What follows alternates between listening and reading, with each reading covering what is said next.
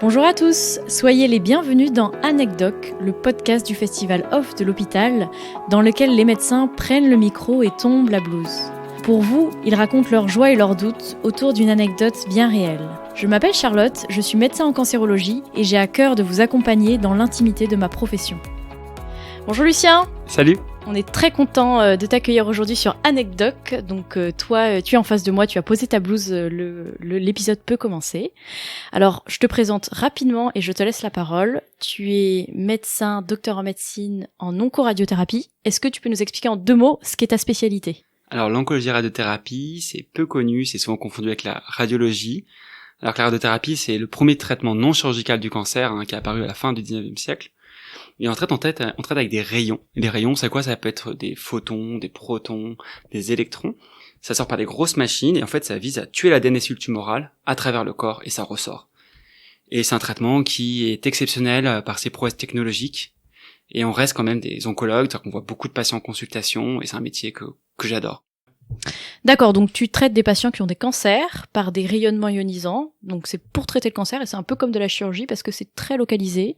C'est un peu différent de la chimiothérapie sur cet aspect-là, si j'ai bien compris. C'est ça, et on peut traiter aussi des zones un peu plus étendues avec de la chimiothérapie pour guérir certains cancers, comme les cancers ORL ou les cancers du poumon, et parfois des traitements qui sont non accessibles à un traitement chirurgical.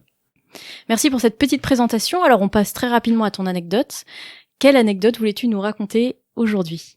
Alors c'est une anecdote, moi, qui m'a marqué particulièrement. Je m'en souviens encore aujourd'hui. Elle m'a beaucoup marqué autour de l'épisode. Quand on est cancérologue, on a souvent des anecdotes qui ont rapport avec des gens qui ne vont pas bien et qui ont souvent des maladies qui sont graves, surtout lorsqu'on est interne et qu'on a affaire aux patients qui sont hospitalisés. Moi, je serais toujours cette patiente-là. Comme d'habitude, quand on est un jeune interne, on se protège peu.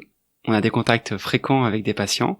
Et cette patiente, la voyait régulièrement, notamment pour des ponctions d'acide. L'acide, c'est un liquide qui se déverse dans le ventre, sont liés, dans le cas du cancer, à des métastases sur un sac qu'on appelle le péritoine.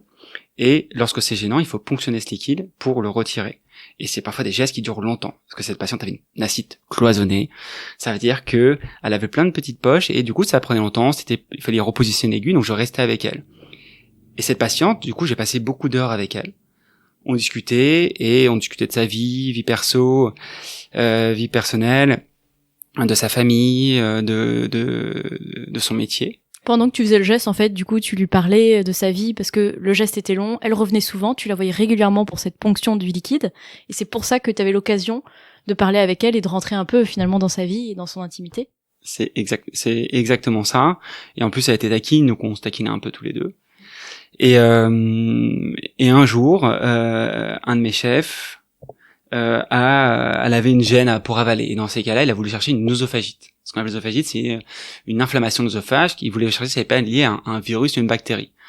Moi, vu la patiente qui était quand même elle était à la fin de toute option thérapeutique. C'est-à-dire, est-ce que tu peux nous expliquer un peu ça ? C'est-à-dire que il allait chercher, donc lui c'était bienveillant, il voulait trouver pourquoi ces patients avaient du mal à avaler, pour si c'était lié à un virus ou une bactérie, pour mettre un traitement antibactérien ou antiviral, pour plus qu'elle ait ce symptôme-là. Mais faire la recherche du diagnostic, enfin de la cause de ce symptôme, il fallait qu'il fasse un geste qui avait des dangers pour elle, parce que c'est un geste sous anesthésie générale, chez une patiente qui était très altérée, quand même, parce que cette patiente, même si je rigolais beaucoup avec elle, son énergie était faible, elle a perdu du poids constamment, et on lui faisait plus de chimiothérapie parce qu'elle ne pouvait plus en tolérer. D'accord, donc elle était un peu en bout de parcours du traitement médical. De traitement curatif. Faut jamais oublier que la chimiothérapie, c'est un traitement qui a pour but curatif, mais pas de chimiothérapie, ça veut pas dire pas de traitement. Le soin peut être ailleurs, et parfois on est plus délétère avec la chimiothérapie qu'on peut l'être vraiment avec des traitements de confort exclusif. D'ailleurs, des études dans certaines maladies ont montré qu'un best supportive care, ça veut dire des soins de confort exclusif bien réalisés, sont meilleurs que des traitements par chimiothérapie. Donc souvent, quand on dit aux patients qu'il n'y a plus de chimiothérapie, ils ont l'impression que c'est la fin, mais c'est peut-être moins la fin que si on a fait la chimiothérapie. D'accord, donc cette patiente, plus de chimiothérapie, elle était vraiment dans du soin de confort exclusif. Voilà, d'où les ponctions et d'où les ponctions, c'est ça. Et donc, ton senior voulait faire un geste un peu plus invasif pour comprendre pourquoi la patiente présentait ce symptôme sur son œsophage. C'est ça. Et moi, j'étais pas pour dans le premier temps, parce que pour moi, c'était pas assez fort comme symptôme pour faire ce geste-là. Mais comme interne, encore une fois, il faut se plier quand même aux décisions des chefs. J'étais un peu tête brûlée et un peu un peu du genre à donner mon avis quand même, et à un moment qu'on doit quand même se plier à ce que disent nos chefs, parce que c'est eux qui ont la responsabilité entre les mains. Et j'aimerais toujours de ce jour où la patiente est revenue de ce geste avec une bouteille d'oxygène alors qu'on n'en avait pas avant, avec des lunettes d'oxygène, essoufflée totalement, et la voir revenir comme ça, en train de tirer. Ce qu'on appelle tirer, c'est quand on utilise ses muscles respiratoires accessoires, notamment ceux claviculaires, intercostaux, pour s'aider à respirer. C'est un signe de détresse respiratoire. Donc ça se voit sur la patiente quand elle tire. Ça se voit sur la patiente, ça se voit au niveau phrasé de la patiente. Ça se voyait à son visage déjà, parce qu'elle avait plus beaucoup d'énergie, donc son visage commençait déjà à se creuser. Et donc je la vois comme ça, moi j'essaie de l'aider, je viens la voir tout de suite, je l'examine, et je l'aide à s'asseoir, et je la vois qui me dit non Lucien, ça va aller, t'inquiète pas. Voilà, parce qu'elle voyait que j'étais inquiet, que je prenais. Et là j'appelle mon chef, je lui dis qu'il faut finalement, chez ces patients-là, souvent on est pris entre, soit on peut l'aider à faire sortir de cet épisode aigu, et on dit ça va passer et on va revenir à un état stable, soit faut essayer de mettre des traitements pour pas qu'il soit anxieux, et pas pour qu'il soit douloureux. Parce que c'est des phases qui sont très anxieuses, comme lorsqu'on saigne, lorsqu'on a du mal à respirer, on peut se voir mourir. Finalement, on peut se voir mourir, c'est pas qu'ils sont très anxiogènes. Et moi, je voulais qu'on passe à ce traitement qui est visé anxiolytique. Voilà, c'est pas de l'euthanasie, hein, c'est visé anxiolytique et qui peut détendre la patient. Et l'effet secondaire, ça peut être parfois que, bien sûr, les patients, du coup, vont avoir moins de défense contre cette détresse respiratoire et finalement accélérer la perte de conscience. Mais finalement, au moins, ça aide le patient à mieux vivre cet épisode. Et mon chef était contre, il pensait que ça allait être un épisode qui passe rapidement, et il a voulu mettre des antibiotiques. En plus de ceux qui comprennent plein de sel, et du coup qui allait en plus aggraver, selon moi. Donc je suis parti, voilà, pas bien du tout. En plus j'en ai parlé à ce moment-là à un de mes corps internes qui je pense qu'il a pas voulu prendre ma surcharge de détresse par rapport à toutes les détresses qu'on a tous, hein, chacun a ses problèmes, et voilà, et qui m'a pas trop écouté. Et je sais que ce jour-là, je suis parti du service assez tard, et je me souviens, la dernière image que j'avais, c'était ma patiente que j'aimais bien, du coup, assise sur le bord de son lit, en train de tirer, quand on dit tirer, c'est toujours avec cette contraction forte, et pas pour s'allonger, parce que si elle s'allonger, elle pourrait pas respirer. Et je me suis dit, en partant, j'ai appelé ma femme, et je sais que j'ai pleuré à ce moment-là, parce que c'était dur de l'imaginer. Je me suis dit, elle va passer sa nuit comme ça. Le soir, j'ai pas pu dormir parce que je pensais à elle tout le temps. Et le lendemain matin, j'espérais, entre nous, qu'elle soit partie, qu'elle arrête de souffrir comme ça. Et je suis arrivé le matin, elle était dans la même position que la veille. Et donc, je me suis dit, elle a passé toute la nuit comme ça. En plus, il y a son fils qui était venu, son fils avait déjà rencontré aussi, qui était resté dans sa chambre. Et lui aussi, il vit mal à sa situation. Voir sa mère dans une situation comme ça, avec une souffrance qui dure. En plus, avec l'espoir qu'on donne, pour moi, qui était faux, de dire qu'avec les antibiotiques, elle aideront à passer ce cap. Pour moi, elle n'avait pas les ressources suffisantes. Et en plus, on n'était pas sûr que c'était lié à une infection, parce que c'est lié au geste, pour moi, plutôt à bon, bref, on va pas rentrer dans les considérations médicales. Et donc, à ce moment-là, j'ai dit, je peux pas laisser faire ça, et j'ai commencé un peu à faire le branle-bas de combat. C'est-à-dire que j'ai appelé l'équipe de soins de palliatifs, c'est une équipe qui passe pour voir les patients qui sont trop douloureux ou trop symptomatiques, pour qu'ils viennent voir la patiente. Ils étaient d'accord avec moi. J'ai appelé le chef de service, un peu, vraiment, j'ai pas me mettre une rébellion, mais je pouvais pas supporter ces situations. En fait, c'était trop fort à l'intérieur de moi pour que je supporte ces situations. Et j'ai appelé le chef de service directement, j'en ai discuté avec lui, et il a dit, ok, on va le faire. Même si le chef n'était pas d'accord, on l'a fait. Et la patiente est partie, finalement, elle s'est tout d'un coup calmée, allongée. Et au bout de quelques heures, elle est partie. Moi, je m'en souviens très bien de ce moment-là, ces moments où j'étais avec mon chef de service et j'ai presque pleuré dans ses bras parce que ça avait été. C'est bon. C'était bon. Voilà. J'ai l'impression de l'avoir rendu service. Son fils m'a remercié après, et pour moi, ça c'est un moment très fort parce que voilà, notre rôle, c'est d'aider le patient au maximum, essayer de le faire guérir, essayer de faire en sorte qu'il vive le plus longtemps, finalement le plus longtemps en bonne santé. C'est ça notre rôle. Donc là, tu racontes une histoire où t'as quand même, toi en tant que médecin, vécu quelque chose de fort en même temps que la patiente qui elle aussi a vécu quelque chose de fort, qui était différent, parce que tu avais suivi la patiente pendant longtemps, parce que tu t'étais impliqué auprès d'elle, parce que tu étais rentré dans son intimité, que tu avais l'impression de bien la connaître et que tu l'aimais beaucoup. Donc cet attachement un peu émotionnel à ta patiente fait que le fait que tu aies eu une divergence d'avis avec ton chef sur ce qu'on pouvait faire pour elle, ça a été difficile à accepter parce que tu pensais pas que c'était le mieux pour elle et du coup ça te faisait souffrir parce que tu l'aimais beaucoup.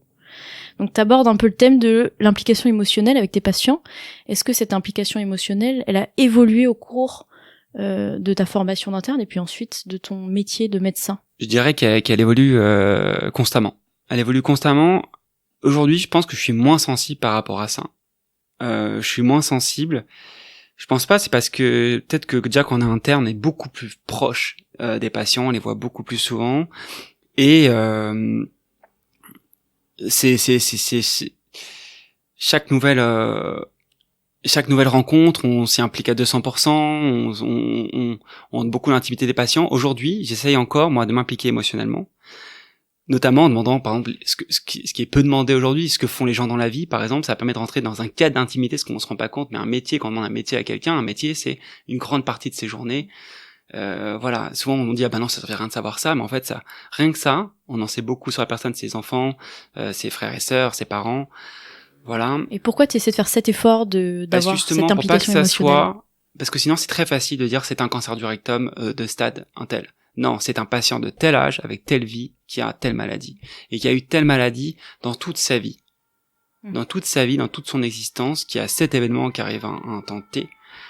Et nous, on doit pas prendre juste la maladie, mais on doit considérer l'humain. Et c'est ce qu'il y a de plus beau dans notre métier. Et c'est ça, encore une fois, moi, si pour cette patiente, par exemple, je suis heureux d'être ému aujourd'hui pour cette histoire, parce que je me dis c'est pour ça en fait que je fais ce métier. Et je suis content de pas être blindé et de continuer à absorber, même si parfois c'est douloureux, même si parfois ça m'a peiné, même si parfois j'en ai mal dormi, parce que c'est ce qui voilà, c'est ces gens-là, je suis content de les porter en moi. Je suis content de les porter en moi. Chaque histoire, je me souviens encore de leur nom et je me souviens de leur visage et je suis heureux de pas que ça soit pas juste essayer de me protéger tellement que je ne pas voir leur visage. C'est Lévinas qui parlait beaucoup du visage et qui disait en fait que voir le visage de quelqu'un, c'est voir directement qui nous appelle à l'aide. Avec le Covid, on a vu notamment qu'on parlait beaucoup de chiffres et on oublie que ces chiffres-là, derrière chaque chiffre, il y a un visage, il y a une histoire, il y a une famille sûrement endeuillée, et que c'est pas des chiffres qu'on peut signer, qu'on peut dire à l'envolée comme ça à chaque fois. C'est un morceau d'histoire qui meurt. Et justement, tu essaies de garder cette implication émotionnelle alors que d'autres médecins essaieraient de se blinder, c'est le mot que tu as utilisé, et c'est vrai, suite par exemple à une histoire qui a été difficile pour eux à vivre comme celle que tu as racontée. Ensuite, il y a des médecins qui décident de plutôt se blinder et d'avoir moins d'implication émotionnelle. Toi qui veux garder ça pour traiter la personne dans sa globalité, pas juste son cancer, comment tu fais quand même pour garder le juste milieu entre l'empathie et toi, ta protection personnelle sur ta vie privée, par exemple? Il y a quelque chose que j'ai pas avec moi là pendant cet entretien, mais qui m'aide beaucoup, c'est la blouse. Ouais. Pourquoi? La blouse, c'est le bouclier du médecin. Hein. C'est elle qui absorbe, c'est le rôle qu'on joue dans ce théâtre. C'est notre rôle. On n'est pas. Quand je vois les patients, je ne suis pas Lucien, je suis le docteur. Et le docteur, il a la chance de pouvoir. Voilà, quand je laisse ma blouse, pour moi, je laisse cette blouse imprégnée de beaucoup de choses à l'hôpital. Et pour moi, je suis dissocié peut-être du rôle du médecin. Donc en fait, finalement, moi, j'en prends un coup comme un gilet pare-balles. On n'est pas protégé entièrement, hein, mais ça absorbe une grande partie des coups. Et c'est ma grande alliée. C'est vrai que moi, je suis parti de médecin qui veut pas te débarrasser de ma blouse. Quand j'ai ma blouse, je suis dans ce rôle. Je rentre dans ce théâtre.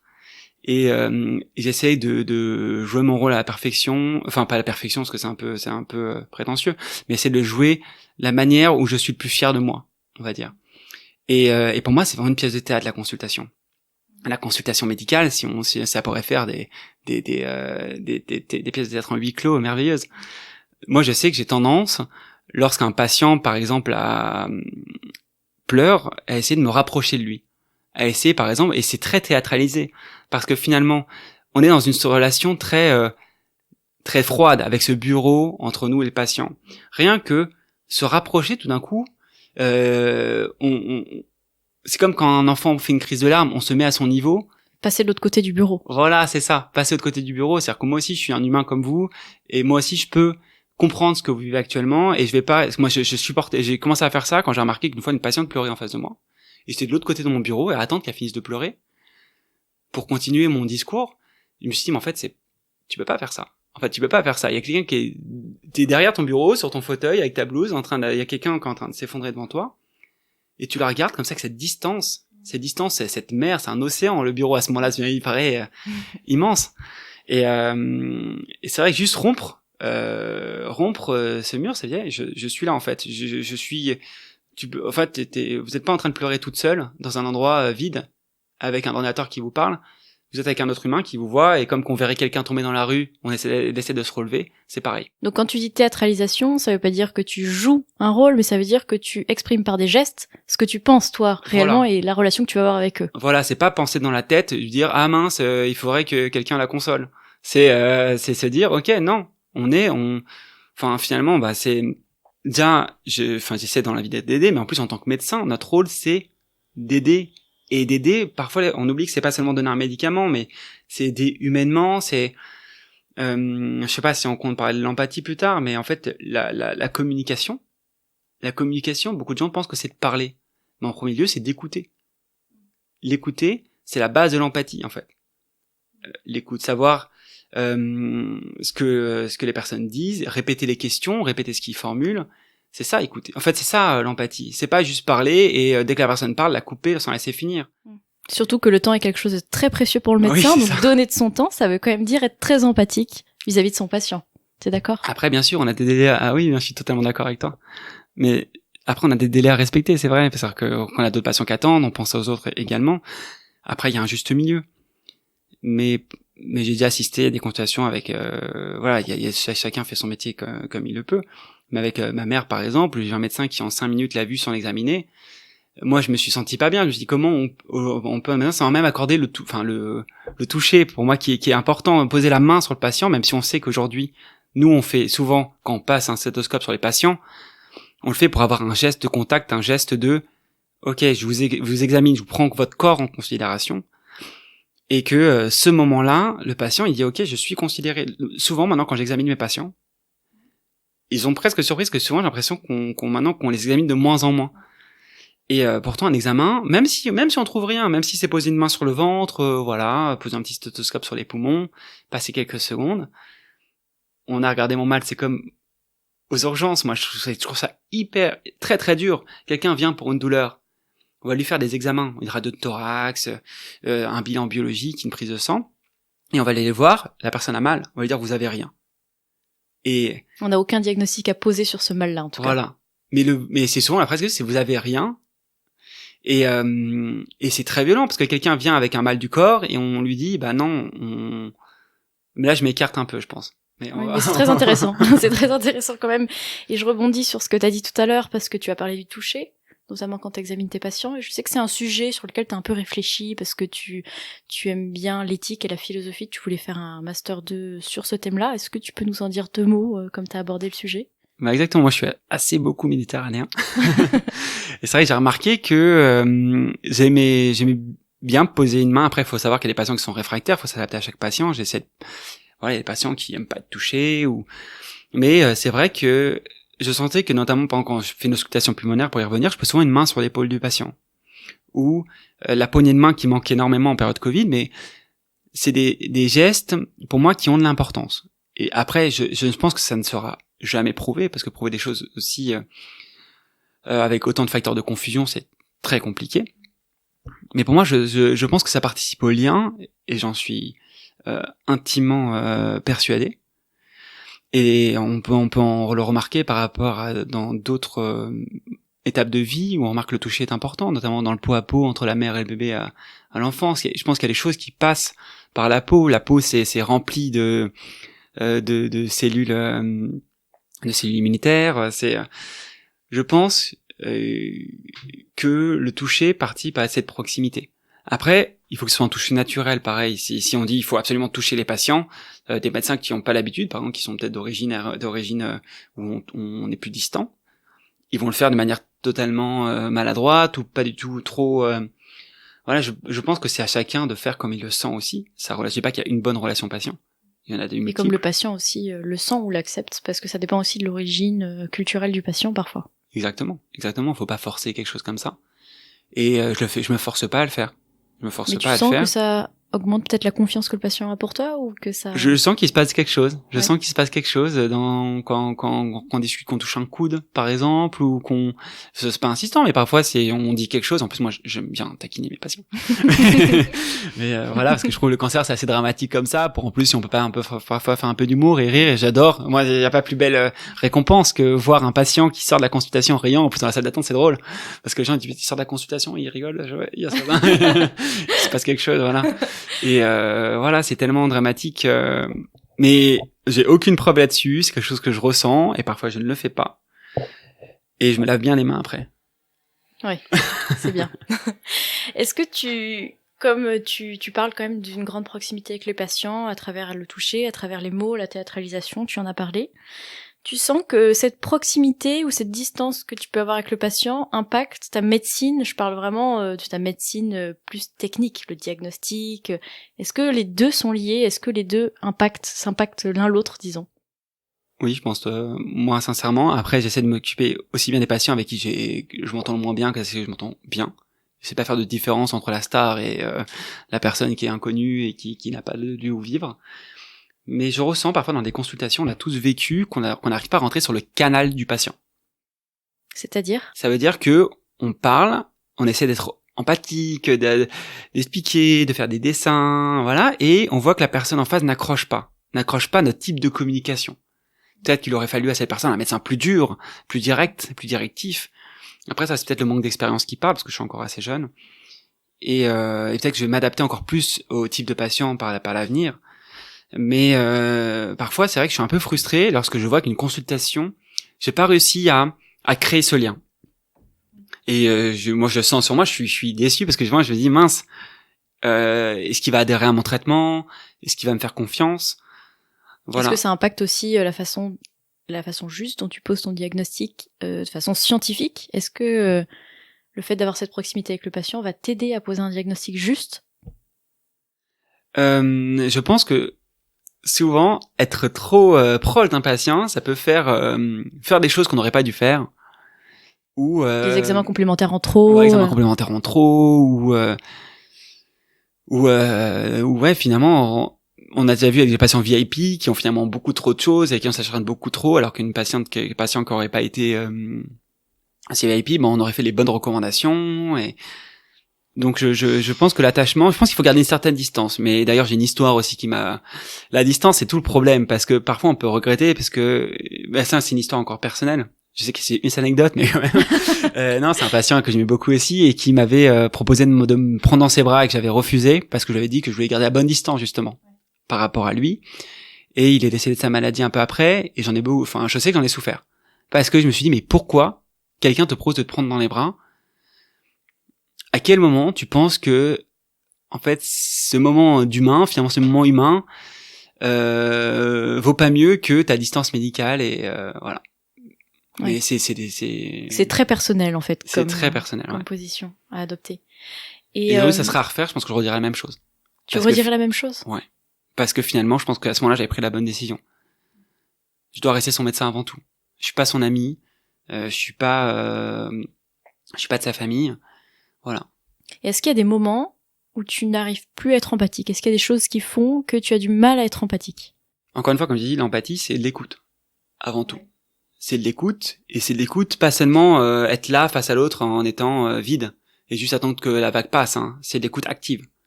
C'est de l'écoute, on absorbe, c'est-à-dire que ça se passe dans les yeux, ça se passe dans le corps. Donc pour moi, on faut absorber, on est une éponge, faut absorber ce qu'on nous demande d'absorber. Et moi, j'ai eu des phases dans ma vie où l'éponge était déjà pleine avant même de commencer les consultations. Et dans ces moments-là, on a quelqu'un en face qui a besoin de déverser ses peines, et là on est trop plein et ça rentre pas. Et j'ai très mal vécu ces périodes parce que justement on sent que, comme tu l'avais dit auparavant, qu'on peut être blindé. finalement, parce qu'en fait on est blindé, mais on est blindé d'eau, on est blindé de liquide, quoi. Et on peut plus se blinder davantage. Donc c'est important ça d'avoir une vie, je pense, à côté aussi, qui avec beaucoup de légèreté, beaucoup de poésie, beaucoup d'air, beaucoup de choses qui font en sorte que voilà, que si on a la vie, mais ça on choisit pas. Si il y a une chose très dure qui se passe dans la vie, si demain, ce que je n'espère pas, j'ai ma vie à côté qui devient difficile et très complexe, je ne sais pas comment je serai avec mon patient. Je pense d'ailleurs à mes patients. Je pense que d'ailleurs il y a des médecins parfois qui sont peut-être durs ou qui parfois parlent en très peu de mots et sont fermés parce qu'ils ont une vie à côté qui est très difficile. Ils peuvent pas en avoir plus. Ils sont déjà assez avec leur histoire. Quand il y a cette implication, enfin en tout cas quand il y a ce choix d'implication émotionnelle et d'écoute du patient, est-ce que toi, dans ta vie personnelle, tu as trouvé des moyens d'évacuer tout ça? Ben moi, déjà j'ai la chance d'avoir une femme qui est exceptionnelle et qui me nourrit d'art, qui me nourrit par son sourire tout le temps et qui m'apporte énormément. Je considère que je suis très chanceux. Tu lui dis, voilà. Tu lui racontes ce que et qui est dans l'écoute aussi, mais elle n'est pas médecin. Elle est dans l'écoute et ça c'est important. Je trouve d'avoir quelqu'un qui même pas médecin puisse écouter. Même s'il comprend pas tout, puisse écouter. Et j'ai cette chance-là. Et ensuite, j'ai trouvé un moyen, que au départ presque de la psychanalyse personnelle, mais j'écrivais sur mes patients, justement ces histoires que je vous ai récitées auparavant, j'ai tout écrit quelque chose dessus, ou sur des gardes d'urgence. Et j'écrivais régulièrement pour sortir ces émotions. Et ça m'arrivait parfois aussi parler de l'acide des larmes sur mes pages, parce que, justement, j'arrivais à sortir ces émotions. Et pour réfléchir aussi, à ce que je veux être, ce que je veux devenir, parce que finalement on n'est jamais, on est toujours en devenir. Donc l'écriture pour toi. Tu as eu des retours de patients sur ce que tu as écrit, ou tu étais anonyme quand tu as fait tes écrits? J'ai fait un recueil de nouvelles à l'époque qui était pas anonyme, et j'ai une patiente que je suivais dans un institut à Paris qui m'avait écrit pour me dire qu'elle avait aimé, qu'elle attendait mes prochaines publications. Et après, j'ai écrit un roman que j'ai fait sous un pseudonyme parce que il parle c'est un peu un condensé de toutes ces patients que j'ai vus. Finalement, de cette histoire qui nous raconte donc lorsque la maladie s'aggrave et du regard des autres qui change et de cette position allongée qui nous fait finalement que les autres n'osent même plus nous regarder et cette fin de vie. Pour finalement, c'est un peu un livre, je pense, autour de l'empathie finalement, parce et dans ce livre-là, il y a une renaissance. Donc cette personne renaît dans le corps d'un petit garçon. Et c'est pas forcément ce que je crois à la vie après la mort, mais c'était ma manière à moi, je peux pas vous en dire comment ça se finit. Mais c'est ça que j'ai fait sur un pseudonyme, parce que je voulais pas que les patients, ils ont tendance à googliser le nom de leur médecin, qui tombent sur ce roman, et qu'ils se fassent des images fausses de mes représentations du monde. Par exemple, la vie après la mort. D'accord. Lucien, on sent que t'es quelqu'un qui est un médecin et une personne qui est très en évolution, c'est-à-dire que tu te poses beaucoup de questions, tu réfléchis à ce que tu as vécu pour t'améliorer, pour avancer, tu mets des mots sur tes émotions. Est-ce que tu as... qui va être le Lucien de demain quelque part? Est-ce que tu as des projets, des objectifs pour plus tard? Déjà, j'espère, c'est mon vœu le plus cher, c'est toujours d'être autant, avoir autant de richesse humaine par mon métier. Et c'est vrai que j'ai choisi ce métier de cancérologie, parce que je trouve que c'est un des métiers, on est en rapport avec des personnes qui vivent, en fait, ce à quoi on est tous confrontés, mais on se le met pas en face, c'est la mort. On est tous confrontés, on va tous mourir. Normalement, je nous le souhaite, parce que si on lit de Simone de Beauvoir, tous les hommes sont mortels, on s'appellerait d'être drôle de vivre une vie pendant des centenaires. Et ça qui donne l'intensité aussi. Mais ces personnes-là voient finalement qu'il y a une fin possible, et ça engendre des réflexions métaphysiques, des réflexions sur sa vie. Et donc ça, j'espère être toujours autant impliqué dans mon métier. Et pour être autant impliqué humainement, faut pas oublier, et ça je pense que tout médecin doit savoir, il faut être bon scientifiquement. Parce que avoir un médecin qui est bon humainement mais qui fait pas ce qu'il faut pour son patient parce qu'il est pas au courant de ce qu'il faut faire, qui fait des choses mauvaises mais qui est très très très bien humainement, je pense que c'est pas non plus je pense que c'est pas la chose à faire. Donc c'est ces deux enjeux-là qui est très dur en cancérologie, parce qu'il faut se tenir à jour, il y a beaucoup d'études qui sortent, il y a des recommandations. Donc déjà c'est une pression. Déjà ça, après j'espère constituer une vie de famille et être un bon père, un bon mari, et ça c'est donc aussi... la vie à côté de l'hôpital qui est très importante pour vivre ce qu'il y a à vivre à l'hôpital aussi. Exactement, et c'est un défi très important. On a un défi de toi, Lucien, en tant que médecin, hein, on précise. Ah, le défi en tant que médecin. Mais après, c'est important. C'est important pour être bien dans sa vie personnelle, pour être bien dans la vie à côté. Après, il faut s'y consacrer assez de temps. Faut pas fuir l'hôpital pour aller rejoindre sa vie de famille. Faut pas fuir sa vie de famille pour aller rejoindre l'hôpital. Donc, faut trouver l'entre-deux qui est adapté à Après, j'espère continuer à écrire, j'espère continuer à développer continuer à réfléchir. C'est important. Mais j'espère être toujours, en fait, d'être jamais et toujours statique. en mouvement. Voilà. C'est ça. Bah, c'est la phrase de Nietzsche j'essaye beaucoup c'est deviens qui tu es. Et pour moi, c'est vraiment ça. C'est vraiment, on est toujours en devenir. Il faut toujours rester en devenir. Je sais pas s'il voulait vraiment dire ça. Moi, c'est comme je l'ai interprété. Chacun interprète comme il veut. Pour moi, on est toujours en devenir. Il faut toujours être en direction d'eux. C'est chercher vraiment à atteindre ces étoiles qu'on n'atteindra jamais, mais au moins on va quelque part. Et pour ça, pour devenir, il faut aussi avoir des bases solides, des bases joyeuses, des bases positives. Toi, dans ton métier, qu'est-ce qui t'apporte le plus de satisfaction ? Le plus de satisfaction, j'essaie de réfléchir là récemment à ce qui m'apporte le plus de bonheur. Moi, c'est juste un merci, un signe de gratitude. C'est l'impression qu'on a changé la vie pas la vie de quelqu'un, mais la journée de quelqu'un, soit par un sourire, par un rire ou par un pouce levé. Rien que par un pouce, on va aider on va apporter une explication qui n'a jamais été donnée, on va nous lever le pouce, on va être content parce qu'on apporte quelque chose.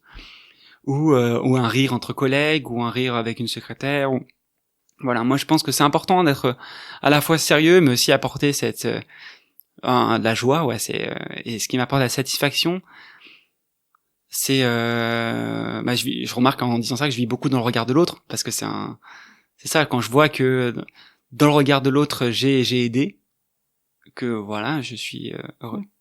Donc pas seulement dans ta relation médecin-patient, mais aussi dans l'équipe médicale, t'élargis un peu le... Ah oui, dans l'équipe médicale est très important. Moi, je me vois pas travailler. Pour moi, demain, ce qui importe plus que les capacités techniques, que la location, c'est l'équipe, parce que c'est des gens qu'on côtoie tous les jours. Et pour moi, venir dans la boule avant ton travail, ça, c'est quelque chose qui ne m'intéresse pas. Oui, toi qui as été interne, tu connais ça aussi parfois dans certains endroits. Dans certains stages. Merci beaucoup, Lucien, pour ton intervention très intéressante, très philosophique, très éthique, qui nous fait beaucoup réfléchir. Merci beaucoup d'avoir été là et de nous partager cette anecdote-là et tes réflexions. Merci de m'avoir invité. Avec grand plaisir et très bonne continuation du coup en onco-radiothérapie. À bientôt, Lucien. Anecdoc, c'est fini pour aujourd'hui. J'espère que vous avez apprécié cet épisode. Rendez-vous dans 2 semaines pour la prochaine anecdote. Vous pouvez aussi nous rejoindre sur Instagram et Facebook, anecdoc_podcast, pour vous tenir au courant des news du podcast, du thème du prochain épisode et en apprendre plus sur nos invités. Vous pouvez également nous soutenir en partageant le podcast. À bientôt sur Anecdoc.